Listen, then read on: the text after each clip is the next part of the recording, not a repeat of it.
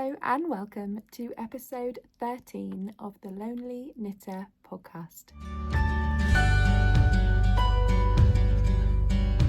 Hi, if you're a returning viewer, hello, thank you for coming back. I'm in a slightly different spot in the studio this week. If you're a new viewer, hi, welcome. This is my little corner of the internet where I come to talk about all of the craftiness in my life. I'm coming to you from Folk Yarn Studio, which is my yarn studio, closed studio working space in Lowestoft in Suffolk. It's the most easterly town in England. And yeah, I'm coming to you from the studio. So Folk Yarn Studio is the home of Folk Yarn, which is the East Anglian wool yarn line that I create and sell through Folk Yarn Studio. It's also where I dye my hand-dyed yarn, which is the Lonely Knitter, and it is where I organise East Anglia Yarn Festival, which is a yarn show, an annual event in Norwich. I actually have our leaflets, which is what I'm doing today. I'm packing up leaflets, but our little leaflets for the show for this year. This is this year's illustration, which I'm really happy about. I worked with the lovely Hannah Detterbeck again. She's an independent artist who has created our logos and illustrations for the show for each of the 4 years so far. This will be the fourth one that she's done for our show. So, well, it's not even the fourth one because we've had other little events where she's worked on our logos as well. But yeah, so this is little flyers that you might see starting to appear if you are in public places, if you buy certain knitting and crochet magazines, and if you place an order with any of our vendors, they might have one of these in your order. And it is at the Norfolk Showground Arena on the 15th and 16th of March next year. And yeah, it's grown bigger than I could ever imagined, and our vendor list is up on the website at the moment, so that's my little plug for the yarn show, but the details will all be below for everything. Anyway, yes, so I'm coming to you from Folk Yarn Studio. So this is a closed studio space. This is where I do a lot of my dyeing. If you ever look through the window and you see me there with a big face mask on, it's because I'm trying not to inhale all of the powder dyes that I work with. But you can find me here. It's a closed studio space, but I am open at certain times. So I run studio stitch nights twice a month. I'm about to start a new studio stitch event, which will be a Monday. I'm hoping at some point it might become a weekly Monday 10 a.m. till 12 thing. So if you're local and evenings don't work for you, maybe that one does. But it's also open for open days every now and then. So I've only done one so far, but the second one is coming up. So and I have written it down because I'm trying to be organised, Saturday the 7th of December, the studio will be open 11 a.m. till 5 p.m. and it won't just be me, it will also be the amazing Jen of Castleview Yarns. She's one of our wonderful local dyers. So if you'd like to come to that, just pop along. The details are on our my Instagram at the moment, but I will get them popped onto the website and they'll be below as well.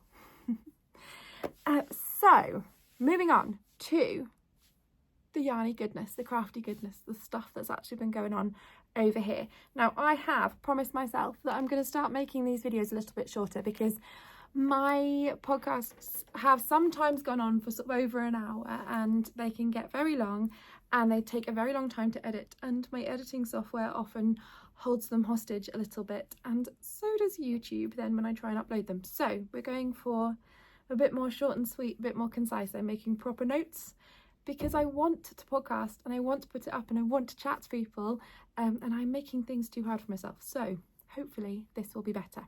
So I'm going to move straight in to finished objects. I have been working on stuff, okay, not for huge amounts of time because it's actually been a really long time since I last recorded a video. I just only managed to edit it yesterday. So these two videos, last one and this one, are going to go up in quite short succession because I just want to get out there and I want to start doing this a bit more regularly because it's fun. So yeah, if you saw my last video that's just gone up, I talked about lots of different projects and some of them are finished and some of them have just been dropped by the wayside as my squirrel brain has picked up the next thing. So I'm hoping shorter videos up more regularly and you'll actually see things consistently happening. Anyway, in the last episode, I was working on a cowl. This is a self-drafted pattern. It's just a little basic pattern. I'm actually going to write this up. I'm going to write it up quite soon, and I'm going to have it as a free pattern. I'm hoping to have it up within the next month, because it's just a really simple, really basic but snuggly cowl. So this is it. It's all finished. Yay.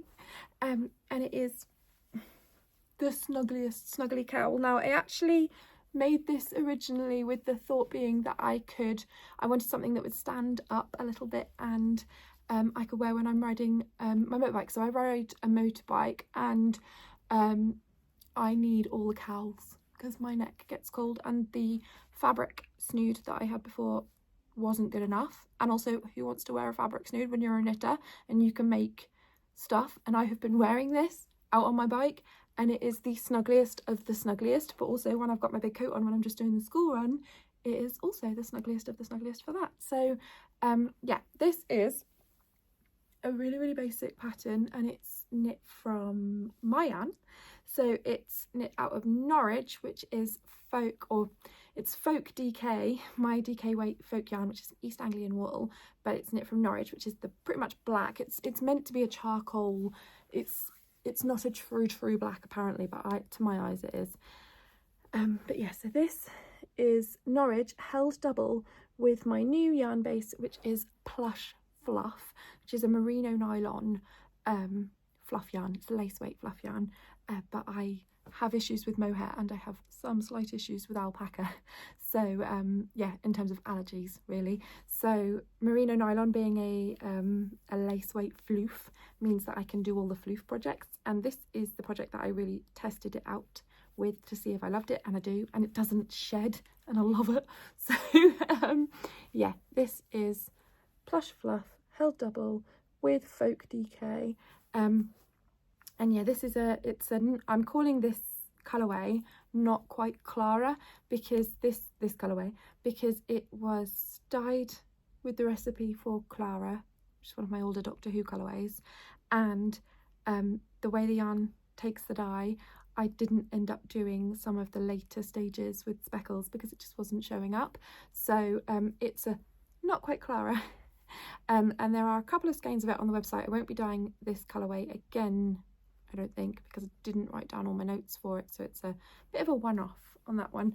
And I've got so many other things that I want to dye on it that I don't want to spend time trying to recreate this one when I've got other things. So yeah, so this cowl, and it was knit as a strip, just a long garter stitch strip, and then I fold over one half. I put it together into a circle, so seam the cast on to the cast off edges, fold over half down and just tack that down on the inside. Then I had this loop where the top half is chunkier than the bottom half, so this stands up a lot more on its own and is a double folded. This bottom half is single, and this is optional, you don't have to add this bit in, but then I picked up stitches all the way around at the bottom, and then knit myself a then folded over little brim. So I just knit until a few inches and then folded my work over and knit around where I picked up the edge of the work from the cast on and knit it together with the stitch that I had on the needle. Did that all the way around so it was tacked on, and then on the next round I cast off, so there's no like lots of sewing up or sewing on for the end bit either. I love that bit because it's in that merino plush fluff. It's so soft, it's unreal, it's really nice. I like to feel and to touch and to wear, but you don't have to have it, and you don't, to be honest, I don't see that bit because it's inside my jacket, but it's just so extra snuggly soft and warm. Yeah, so that's that. And then I had quite a bit of yarn left over from this project and I couldn't leave it. I still have some of the lace weight yarn left over, but I've used almost all of the DK. I have a little bit left, like as in probably less than 10 grams. So I decided to make myself some fingerless mitts because I don't have any at the moment because they all go walkies. Now, I'm not going to release this as a pattern. They're just 1x1 ribbed fingerless mitts. I'm not releasing these as they are because I want to add a little bit more to here or change the cast off because it's a very stretchy cast off, which I thought I wanted, but actually it's definitely not what I wanted because it's flaring loads. I haven't blocked either of these, I've just started wearing them, so when I block them as well, that might make a difference, I don't know. But these, I would make these again, or pull out the cast off, because I've had a good go at ripping, knitting and crocheting the Plush Fluff on its own and then ripping it back, and it rips back fine, it frogs fine, whereas a lot of the lace weight floofy yarns that I've used in the past, when I've made a mistake and had to rip back, they've caught like crazy. So yeah, I might rip back just these cast offs, do a couple more rounds and then a tighter cast off so it fits more like this than this, which is excessive. So finished objects, I look like I'm definitely not but finished objects I have 2. I'm counting that, even though I am potentially gonna, oh, who am I kidding, I am never gonna rip the cast out, like I'm never gonna rip that out and redo it, I'm just gonna make another pair. But they were really simple, so again, free pattern, I'm thinking I'll write that up once it's how I want it, but it literally is just a tube of 1x1 rib, and then along the way I stop working in the round, start working flat for a little while, and then rejoin it pretty much. There is a I-cord edging to these just to make it a little bit neater, but that's it. It's really, really basic, so if anybody is interested, I will write that up. This one will come out first, these ones will come out after, once I've fixed my little bits and bobs with them that I want to fix. That's everything I finished. Oh, apart from, I learned how to use a knitting machine and I cranked 2 hats. I put a reel on my Instagram today, actually. I'm not sure, it's not a tutorial or anything like that. It's literally just like I had this knitting machine and I had a go at it. I've never used a big circular knitting machine before. Had a little go with my friend's sock machine. Helen of Giddy Yarns lent me her sock machine to have a little play with. Had a little go at that, realised I couldn't fix my stitches, thought I'll try learning on this bigger one. Still couldn't fix my stitches on that, but I did manage to make 2 tubes that didn't need anything fixed on because nothing went wrong. I've made them into hats. I don't have them to show you because they're both on my children's heads and they're at school. Yeah, my children are incredibly knit-worthy. They are 7 and 4. And when I said, look, I made your hat, they both were over the moon, and I would have to prise those hats out of their little fingers on a cold school day, and I'm not going to do it because it's freezing here. So I'll put a picture in here.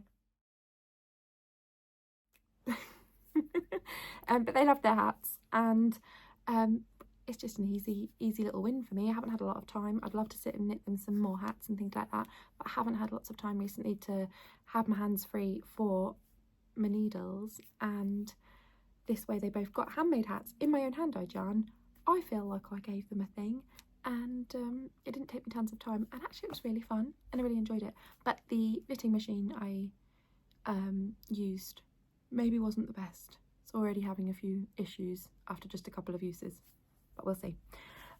Finishing off, I thought I'd include this because I actually did finish off a couple of things. Now these are not finished objects. I finished these ages ago. These are just little finishing techniques that I have now done. And I can't believe that I actually found these projects and did this thing. So I was at Studio Stitch Night, was on. It was the evening. There was ladies around my table. We were having a great time. And I wanted to grab something out of my Crafty cupboard, like one of the cupboards, like these sort of units in the studio. I have these all around the studio, and one of them has my projects in that I am meant to be working on, but I just leave them in there and cast on other things. And while I was pulling stuff out, 2 projects came out that were in there because they just needed ends woven in and sewing up, and then they can go out in the studio. So I was like, this is ridiculous, they're taking up so much space. Took them out, I actually finished them, and then they have been hung in the studio. So yeah, anyone else ready to die of shock? I actually did the finishing. Some of my friends will laugh because I mean there is a shawl over there hung up on the samples rail that is just all ends akimbo that I really didn't care about and still haven't done years later. So yeah, there are some people out there who will be like, what is going on? But yeah, I wove in the ends on the Pressed Flowers cowl. which I'll put the pattern details below. I finished ages ago. This is in knit in folk yarn. This is in DK, in my folk DK base. The blue is Oulton Broad, which is a colourway that I have in stock on both fingering and DK, but the variegated is a hand dyed skein of folk by dyed by the Crafty Bird, the lovely Robyn of the Crafty Bird. I don't know if she still has any, but do check out the Crafty Bird on her website. She's also the creator of all the pom-poms that I sell in the studio, and has tons on her website, and they are my favourite thing ever. But yeah, so this pressed flowers cowl got all its ends woven in, and then I sewed up the start and finish so that it's actually a cowl and not a scarf. And I was so proud of my sewing up on this, and that is really pathetic to say, but yeah, it's neat. Look how neat that is. I'm quite often lazy with the finishing, which is awful, and I know it's awful, and that sometimes the finishing is like what makes the thing. Patience, I don't have it. The next thing that I did was the Grove Shawl. So the Grove Shawl was also hanging out in that cupboard and wasn't on display and wasn't being worn or used, and it had tons of ends. That was it. It just had ends everywhere. So all of the ends, I think, oh, I have got them all, haven't I? Yes. All of the ends have now been sewn in, and it's been up on display. And a few times, because it is getting chilly, and in the studio it's getting chilly, I have put it on when I've nipped out to get anything from the shops, or when I've just been sat on the sofa doing admin work. It's like a proper blanket of a shawl. It's so squishy, and it's DK weight, so it's yeah, proper thick and proper squishy, and I love it. So this is my yarn. This is Game of Thrones colourways in my Luxe DK base, but yeah, now it lives on the sample rail and not shoved in the back of a cupboard, because I actually did the finishing that I always say I'm going to do and never actually do. Who am I? I have also done some stitching. I have not got it here to show you, and I will bring it at some point, but I've been sewing brownie badges onto my little girl's camp blanket. I always wanted a camp blanket myself. I have one because my little girl made me make one when I made her one. So I have a blanket, and it has some very ancient badges that were from like swimming and as a kid on it. That's it. I also now have a Remembrance Day badge from Brownies, because I'm a unit helper at the Kids Brownies, so I'm going to put that on there.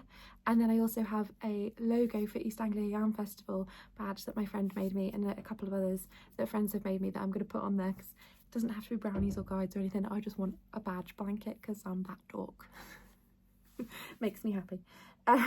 So I have stitched things like that, and I've stitched things like name tags on hats and shop bought gloves. I need to bring those along to show on the podcast at some point, because I absolutely love the little name tags. I got them on Etsy, and they're just like fake leather little tags that are double-sided with the kids' names on, and then I sew them through, like personalised ones, but they're brilliant for not losing all the knitwear at school. Yeah, so I managed to get that done. I'm so sorry if you can hear drilling or funny noises in the background.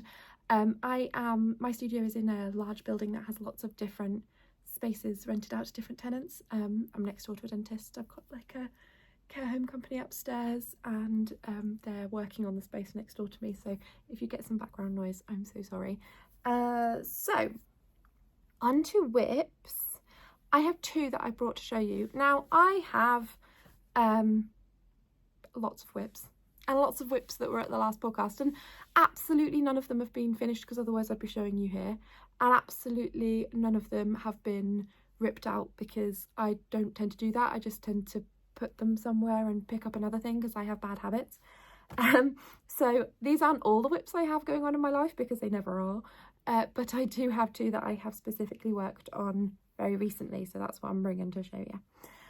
The first one, and I'm going to go into black and white here, just because this is an Advent project. So the first one is my Advent project for this year's Advent. So I dyed up an Advent calendar for this year that people will start to open on the 1st of December. I'm overwhelmed still by the amount of support that I had for that. That's really a big deal for me, and I'm so grateful. So thank you so much to everyone who purchased a Time and Space, all of Time and Space advent calendar. I hope you love them. It's my favourite advent that I have dyed up so far. I mean, I'm sure every year should be your favourite, but this one's just really was a labour of love, and it's one that I've really it's very me. It's really me. It feels like me in an advent. Or to me it does anyway.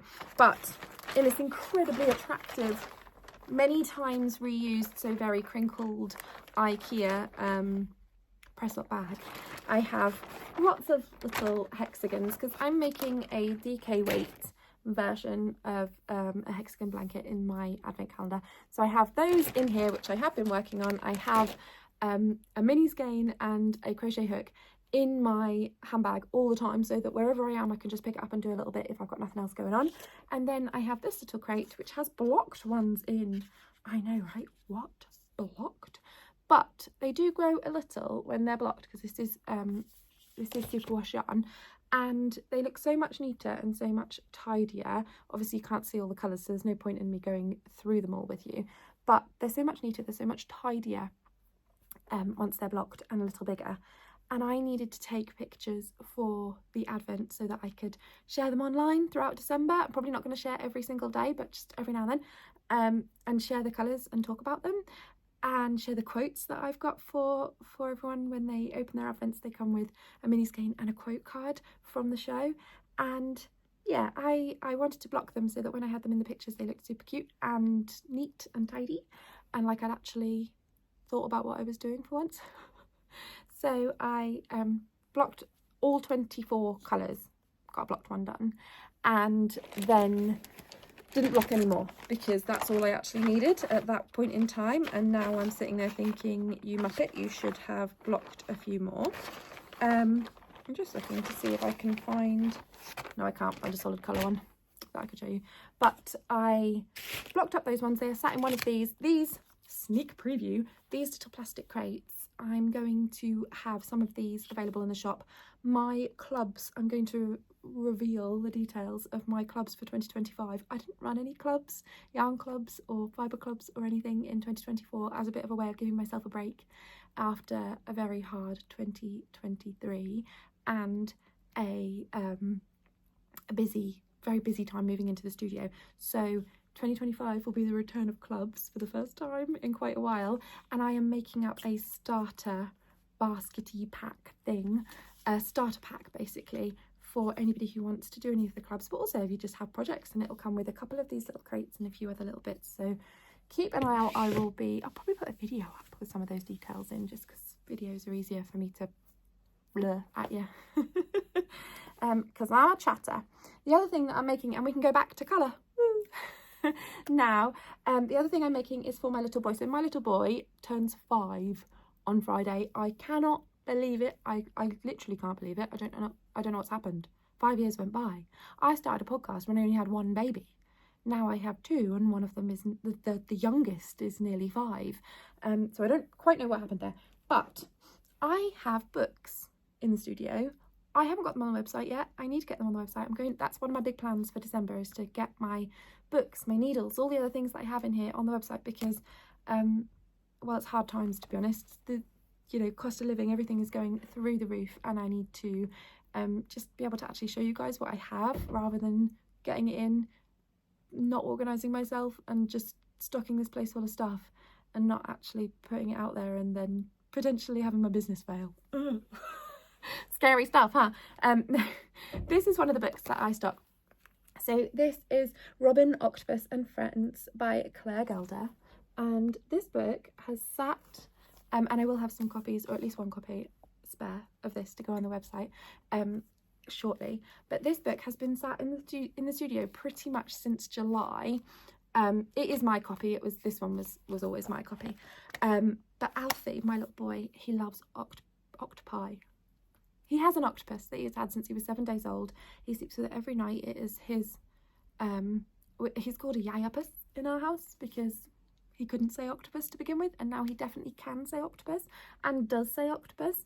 But when we reference this one octopus, it is yayapus. But he has looked at this book every day since July. Every time he's come in here, he's gone, I want that. You make me an octopus or make me a Iapus. You know, please, I want that. And he says it every time. And his birthday's coming up, and it was Saturday. And I went, I'm going to make that octopus in less than a week with no time and loads of work to do. Yeah, that's pretty much typical me. So we're not actually making this big one. We're not making Robyn. I'm going to try and show you without giving any of the pattern details away. But I'm badly organised and I didn't think about this. I'm just going to bend my book. So, I don't know if you can see that little guy. This is the little version. This is the mini Robyn octopus. So his name is not Robyn because Robyn's the big one. No, it is mini Robyn octopus. Oh. Didn't think of a different name. Mini Robyn octopus. And I'm very glad there is a mini Robyn octopus because I definitely didn't have the massive Robyn octopus in me in less than a week. But I'm holding out hope on this one. So I have got, you start with the tentacles and then you add on the body, I think. So 1, I actually don't know how many I have got. 2, 3, 4, 5, 6. So I have 6 finished tentacles. And then I have a 7th one just cast on. And I'm knitting it in, I'm not knitting it in acrylic, which normally all of my kids' toys I will knit out of, I say normally, I haven't knit any toys, knit or crochet any toys for the kids for ages because I'm a bad parent. Normally I knit it out of acrylic because when they spill stuff on it, I can just prop it, and some of them I've actually put into the washing machine and had no issues. Acrylic of choice, Stylecraft Special DK is pretty much what I would always pick. However, this call for Aran weight yarn, I didn't have any of that in the studio and I wanted to cast it on right then and there. And to be honest, my kids are less spilly than they used to be, especially with their cuddlies. They tend to stay in their bedrooms and they don't really have spilly things in their bedrooms other than their water bottles, and that's fine. So I chose, I had 2 Aran, I've got 2 skeins of Aran weight here. One is an Undyed, it's just my older Aran base, which to be honest, I'm switching up my Aran to a non-superwash. But this is a superwash one that I've always done. So this is my Aran weight yarn and it's just Undyed. And then this is I Was a Bride, which is a variegated blue from, it's Corpse Bride, got no words today, Corpse Bride inspired from my Tim Burton themed collection, my Strange and Unusual collection. This colourway is on the website, but I don't think there's any more Aran weight. If you ever see anything of mine and you would like to check, see if I have any of it in stock that isn't on the site, please let me know and I will happily look. If there's ever anything you want, if you want 3 skeins or more, I can dye you up a custom order, so just send me a message or an email through the website or anything. But yeah, I Was a Bride is the main colour, so I think I just have to finish the 8 tentacles, then do the head and whatever's underneath between the tentacles. I don't know, we'll see, goodness only knows, it might all go wrong. But I'm really hoping, it's Tuesday now, I'm really hoping to finish it for Friday and gift it to him in the morning. I don't think it's going to happen. I'm not sure, it might be a late one or it might be a Christmas present instead. So that's it, that's all my whips for right now, all that I'm going to share with you today. Other than that, I've had such unreal support for the Travelling Companion colourway, which is on the website now, which is the companion colourway to this year's advent calendar. Thank you so much to everyone that has chosen, it's my best colour, my best selling colourway of all time for my business, and I'm still in shock a little bit about it. So grateful, so thankful, thank you so much to everyone that has chosen one of those. And yeah, and I've been really good at checking in every single day on our Discord group. I've set myself a 5 minutes a day crafting challenge because with time constraints being what they are and life being what it is, yeah, everything's crazy all the time and sometimes I forget to actually craft and have fun. So 5 minutes a day over on Discord, if you want to come and hang with us, it doesn't cost anything, it's totally free, it's just a bunch of fun. Come on over, the link's below, all the links for everything will be below. And then it's just life stuff really, and life has been crazy as usual. We've had a lot of, there's family health stuff going on, there is cat health stuff going on. So my cat is very old and we're making some big decisions this week. We were meant to make them over the weekend. I'm not gonna lie, I'm slightly delaying on it. had my cat for a very long time, and she was a rescue when I got her, so she is somewhere, we got her almost 14 years ago, and we think she's somewhere between 16 and 18 years old, not 100% sure. So and she's got a lot of health issues anyway, so we're gonna have to make some decisions on that this week, so that's been really stressful. My own health is still sort of up and down, seems to be leveling out a little bit, hopefully. I think, maybe, I don't know, sometimes I think it is, and then suddenly it all goes wrong. And then volunteering. I have actually taken something off my plate. My little girl has decided not to go to her, she doesn't want to do her school choir anymore. It isn't what it was when it started. It's much more of a choir and dance group now, and it was just a singing group when she started, which I think she felt a little bit more comfortable with. So that's a weekly hour regained. Studio stitch nights have been going really well. I'm going to be starting a Monday 10 a.m. till 12 probably thing in the next couple of weeks, get a couple in before Christmas, and then if they go well, bring them back in January. And yeah, life's just busy and a lot. So I hope you are good. Thank you so much if you've got all the way through my ramble, and if you would like to pop over to the Discord and chat, I'd love that, because I'd really love to bring that back, and it is coming back. I've got a few really lovely folk who chat with me.